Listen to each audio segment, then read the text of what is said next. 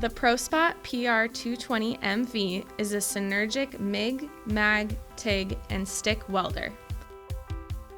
It is a one-spool, one-torch welder with the option to switch between multiple metal types, including aluminum, steel, and silicon bronze. The PR220MV is ideal for auto body shops, muffler shops, sheet metal fabrication, light maintenance, and for repairs at home, on the ranch, or in the workshop. This video will guide you through the setup process to begin using your welder. First, open the box and remove the contents. The PR220MV comes with a green steel torch, a gas regulator box, an instruction manual, and a component list. The rest of the assembly components are located inside the side cabinet of the welder. Open the door and you will see the quick start guide, the ground, the gas line, the consumables with a consumables box, a small roll of wire, and the handle. First, empty the bag of consumables into the consumables box. The consumables include hose clamps and screws to finish the welder assembly. Note the male plug at the end of the welder. It has two straights and a ground. If your shop does not match this, you will need to get an adapter or change out the male end of the plug. To install the gas line on the back of the welder, remove the gas line from the cabinet and unwrap it.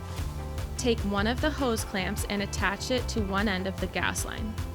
The gas connector on the back of the welder will have a rubber cap for shipping. Remove the cap and connect the gas line with the hose clamp to the back of the welder. Use a flat screwdriver to tighten the hose clamp into place. To install the handle, use two flathead screws and attach the handle to the top of the welder. Be sure the opening on the handle is facing towards the back of the welder and tighten until the screws are secured.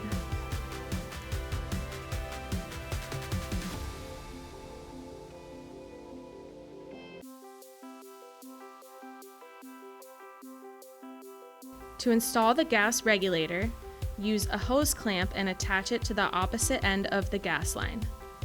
Assemble the gas barb by sliding the smaller piece over the longer one and hand tighten. Screw the gas barb into the opening on the gas regulator. Use an adjustable wrench to tighten it down. Once the gas barb is secured, attach the end of the gas line and slide the hose clamp to the end. Tighten it using a flathead screwdriver. Looking at the front of the welder, we will install the ground clamp and the green steel torch. Connect the ground clamp to the negative port and twist to the right to tighten. To install the green steel torch, remove the cover from the port on the front of the welder. Line up the connectors to slide the torch in. Twist the black collar to the right to tighten and secure. The next step is to install the wire spool. A 2-pound spool is included with the welder, but you will typically use a 10 or 11-pound spool. You may reference the sticker inside the cabinet to show you the two different ways to install the wire. First, loosen the tension knob above the drive roller so it is ready to accept the wire. A number of different rollers are included to make sure you can match the correct roller for the thickness of wire being used. To install your 11-pound spool, unlock the nut on the end of the holder. When you are placing the spool in the holder, be sure that the wire is feeding towards the drive roller from underneath the spool. Line up the spool in the holder and match up the small alignment pin on the holder with the corresponding hole on the spool. Finally, replace the locking nut and tighten to secure.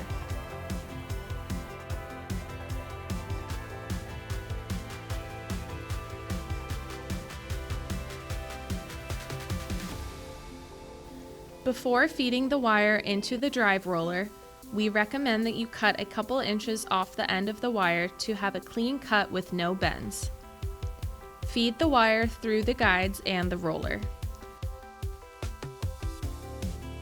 You may now replace the tension knob down to the drive roller. Note the level that the tension knob is set to. With a new roll of wire, you may want to set the tension slightly tighter so that it can smoothly pull the wire through. Once more wire has been used and there is less weight to the spool, you may put the tension on the knob to a lower setting to keep a smooth wire feed. If you want to use the 2-pound spool that is supplied with the welder, follow the instructions on the decal inside the cabinet. Now that the welder is assembled, turn on the power switch on the back of the welder. The default setting for the welder is for steel, indicated by the FE in the top left corner of the screen. We are using an argon CO2 gas and a 0.8 millimeter wire. This is a synergic welder, and synergic mode should always be on, indicated by the SYN on the screen. To adjust the heat setting to your desired level, turn the right knob to the right or left for more or less heat, respectively. The left knob controls the arc dynamics. This is a fine-tuned wire speed adjustment. For steel applications, we recommend turning down the wire speed slightly to give the technician more control. The default level is 0, so you can have this anywhere from 0 to -6 or -7 at the most. If you are using a wire thickness other than 0.8 or 0.030 wire, such as 0.6 or 0.23, please refer to our YouTube channel or the ProSpot website. The last step before welding is to spool the wire. To do so, take the green steel torch and hold the trigger down. It will start out slowly, and after 4 to 5 seconds, it will automatically speed up until it senses that the wire is fully fed through the torch.